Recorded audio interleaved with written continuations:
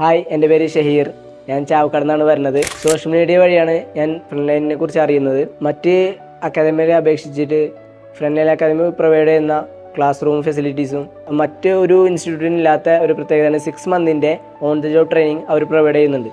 3 മാസം ഇന്ത്യയിലും അതുപോലെ തന്നെ 3 മാസം എബ്രോഡുമാണ് അവരെ ട്രെയിനിങ് പ്രൊവൈഡ് ചെയ്യുന്നത്. ഞാൻ ഇവിടെ വന്നിട്ട് ഏകദേശം 6 മാസം ആവാനായി.